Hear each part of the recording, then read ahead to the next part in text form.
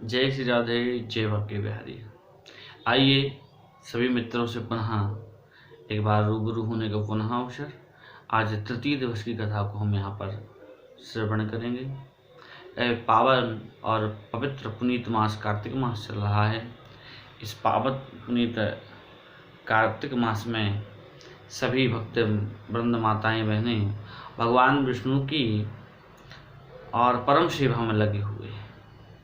यह निरंतर एक मास चलने वाला यह व्रत, यह नियम आज उसकी द्वितीय दिवस की बेला है। कल आपने कथा श्रवण की सत्यभामा और भगवान का संवाद, सोनकादिक ऋषि सूत जी महाराज का संवाद।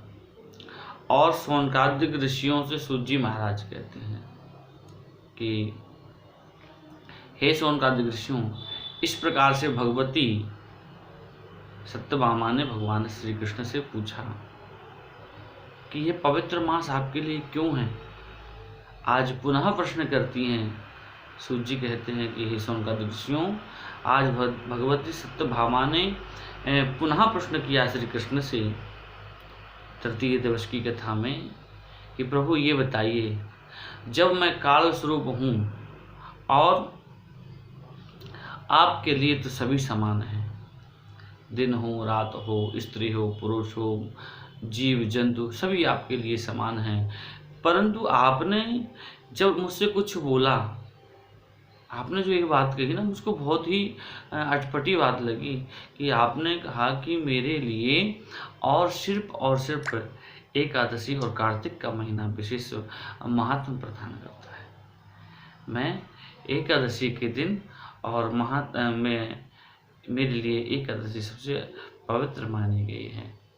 हे प्रभु, आप ये बताइए कि ये एकादशी और कार्तिक क्यों इतना आप इस महीने को और इस तिथि को महत्व देते हैं। तो भगवान ने कहा, हे प्रिय, हे कांते, हे सुभगे, एक बहुत ही इसकी विशेष, इस एकादशी उस कथा में एक बहुत विशेषता छुपी है। कहा, मैं तुमको और ले चलता हूँ। कहा, एक त्रिलोक्य में एक राक्षस पैदा हो गया जिसका नाम था, जिस संवाद में नारद जी और पृथु जी ने इस पर चर्चा की, इसी विषय पर वही चर्चा मैं आपको सुनाता हूँ, वह कथा सुनाता हूँ। आज भगवान वही कथा भगवती सत्यभामा के लिए श्रवण करा है। सत्यभामा से भगवान श्री कृष्ण कहते हैं कि हे प्रिय, महाराज समुद्र का एक पुत्र था शंखचूर्ण, और इतना निर्दयी, इतना पापी था कि समस्त लोग उसके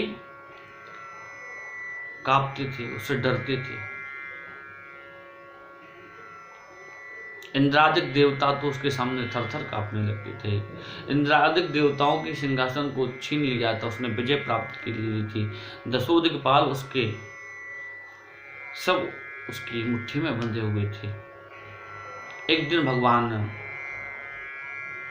और विष्णु जो है, शंखाचूर ने विचार किया कि मैंने देवताओं को तो जीत लिया है और मैं सबसे बलवान भारी पड़ता हूँ, मालूम होता हूँ, मैं ताकतवर हूँ।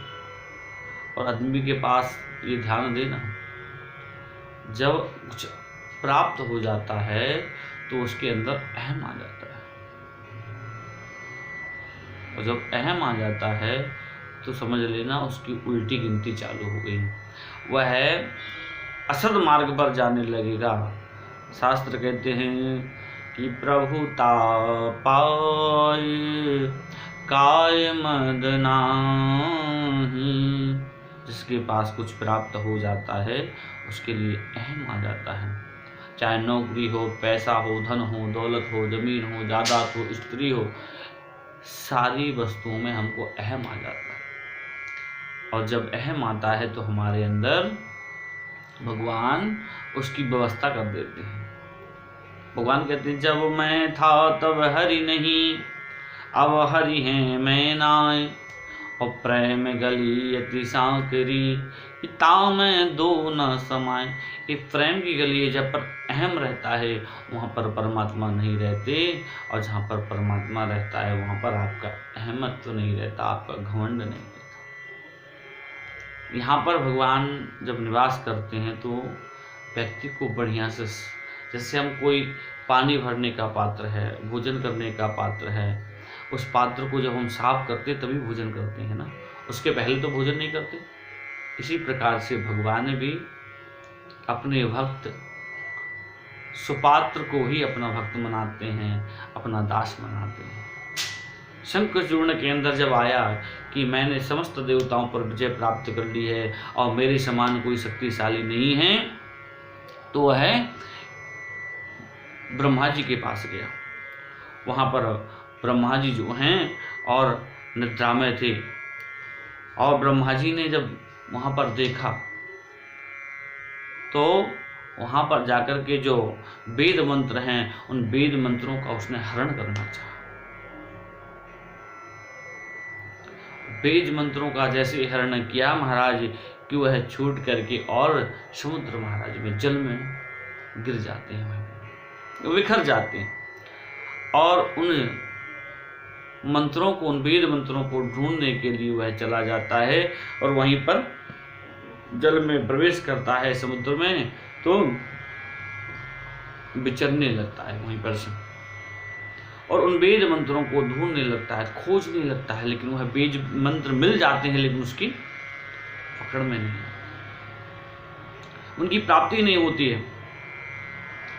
ब्रह्मा जी की जैसी निद्रावस्था खुली, ब्रह्मा जी भगवान विष्णु के पास समस्त देव परिकर को लेकर के पहुंचते हैं, और भगवान उस समय निद्रा में शयन कर रहे थे। भगवान जैसे ही निद्रा में शयन कर रहे थे, समस्त देवताओं ने भगवान की स्तुति की कि शांताकारं भुजगशयनं पद्मनाभं सुरेशं विश्वासधारं गगनसदृशं मेघवर्णं शुभांगं लक्ष्मीकान्तं कमलनयनं योगिविन्द्यानुगम्यं वन्दे विष्णु भवभयहरणं सर्वलोकैकनाथम। हे भगवान, हे सर्वलोकैकनाथम, हे समस्त लोगों के नाथ, हे समस्त लोगों के अधिपति, हे शेष नारायण पर शयन करने वाले, हे कमलापति, हे लक्ष्मीपति, हे प्रभु, हम आपसे निवेदन करते हैं कि हमारी प्रार्थना को स्वीकार कीजिए। जब गीत नृत्य आदि अर्घपाद आचमनी से जब भगवान का पूजन भजन किया नारायण का, तो बड़े प्रसन्न होते हैं और देवताओं से कहते हैं, हे देवताओं, मैं आपकी स्तुति से, आपकी भक्ति से बहुत प्रसन्न हूँ, और चिंता ना करो। जो शंखचूर्ण उन वेद मंत्रों को ले गया है, जिसने तुम्हारा राजपाट सिंहासन इत्यादि का हरण कर लिया है, मैं उसको अवश्य मारूंगा, इसमें संदेह नहीं है। मैं उसकी मृत्यु होना अवश्य ही है, इसमें संदेह की बात नहीं है। इसलिए मैं तुमसे बहुत प्रसन्न हूँ। आज आश्विन मास की एकादशी को आपने मुझको जगाया है। आश्विन मास की एकादशी से लेकर के आपने मुझको जगाया है, इसलिए देव उत्थान एकादशी तक जो मेरा व्यक्ति भजन पूजन जप तप नियम इत्यादि करेगा, मैं उसको समस्त लोगों का सुख प्राप्त करूंगा। और हे देवताओं, एकादशी के प्रहर अर्धरात्रि से जो मनुष्य मेरी सेवा करेगा वह गुणवान होगा, धनवान होगा, पुत्र पौत्र आदि से संपन्न होकर के समस्त लोगों का वह भ्रमण करेगा। ये मेरा आपसे निवेदन है। इसके बाद में मैं समस्त सुखों को लेकर के और जो वेदों के मंत्रों का हरण किया है उनको भी मैं पुनः लेकर के आऊँगा। और एक बहुत अच्छी बात है, जो व्यक्ति इस कार्तिक मास के महीने में और सूर्य उदय के पूर्व बेला में स्नान करेगा, उसको अज्ञात रूप से जो है और समस्त वेदों की प्राप्ति हो। क्योंकि इस एक माह ये कार्तिक के महीने ये 4 बजे रात से लेकर के और 5:30 बजे तक स्नान करने का मतलब क्या है, इसका फल क्या है? इसका फल यह है कि इस एक माह में और तीर्थ जल में जो है और ये वेद मंत्र निवास करते हैं, जो भगवान शंखचूर्ण को मार करके और वेद मंत्रों को लेके आएंगे, वही वेद मंत्र इसमें निवास करते हैं इस एक माह में जल के अंदर। इसलिए सबसे ज़्यादा प्रातः काल की वेला में स्नान करने का फल बताया गया है, तीर्थ क्षेत्र में स्नान करने का फल बताया गया है। नर्मदा जी, गंगा जी, यमुना जी, क्षिप्रा जी, सरस्वती जी, कितनी सारी, गंगा च यमुना चैवो गोदावरी सरस्वती नर्मदा सिंधु कावेरी जलेस्मिन् सिन्धौ। नर्मदा, गंगा, क्षिप्रा, ताप्ती, मैंतना, कावेरी, इनमें स्नान करने से ये एक माह तक यहाँ पर वेद के मंत्र जो हैं वही वेद के मंत्र निवास करते हैं। भगवान कहते हैं, हे ब्रह्मा जी चिंता न करो, जो वेद मंत्रों का हरण किया है उन वेद मंत्रों को लेकर के मैं आऊँगा, पुनः उनका स्थापित करूँगा और आपके मनोरथ को पूर्ण करूँगा। हे वरुण, मैं तुमसे निवेदन करता हूँ कि जो इस एक माह में कार्तिक के महीने में भजन पूजन करेगा, स्नान करेगा, उसको तुम पुत्र की प्राप्ति कराओगे। हे कुबेर, जो इस एक माह में यज्ञ तप इत्यादि क्रियाएँ करेगा, उसको धन की आप प्राप्ति कराओगे। हे दशोदिक्पाल देवता, आप समस्त स्त्री पुरुषों की जो एक माह प्रातः काल सूर्योदय के पूर्व उठ करके और मेरा भजन पूजन स्नान आदि क्रियाएं करेंगे, जो मेरा भजन करेगा, उसको आप उनके जीवन की, उनके परिवार की, उनके कुल की आप रक्षा करोगे, ऐसा मैं निवेदन करता हूँ। जो व्यक्ति और एकादशी के दिन जिस तिथि को व्यक्ति व्रत उद्यापन उसका उपवास रखेगा, उसके समस्त मनोरथ पूर्ण होंगे, मैं ऐसा आपसे निवेदन करता हूँ। आज भगवान श्रीमन नारायण ने समस्त देवताओं के लिए आश्वासन दिया है और हे देवगणों कहा, जो मेरे समीप आकर के और ऐसे सारे नियम करेगा, मंदिर में देवालय में जाकर के दान पुण्य धर्म कर्म इत्यादि करेगा, उसके समस्त मनोरथ पूर्ण होंगे। और एकादशी और एक कार्तिक के महीने में जो पूर्ण मास में व्रत करेगा, जो नियम करेगा, व्रत करने का मतलब ये नहीं कि महाराज उपवास रहो, व्रत करने का नियम है भगवान का नित्य पूजन वंदन स्मरण, हमारे पास से किसी भी प्रकार के असद कार्य ना हो, हम किसी भी प्रकार के दुर्व्यवहार ना करें, इस एक माह में झूठ ना बोलें, क्रोध ना करें, दया करें, दान करें, गरीबों को भोजन वस्त्र इत्यादि की व्यवस्था करें, नर्मदा क्षेत्र में, तीर्थ क्षेत्र में, गंगा जी में, देवालय में जाकर के भजन पूजन इत्यादि करें। एक माह जो व्यक्ति ऐसे दिव्य और इस प्रकार से भगवान नारायण की शालिग्राम की और मैया तुलसी की पूजन करता है, उसके समस्त मनोरथ पूर्ण हो जाते हैं सज्जनों।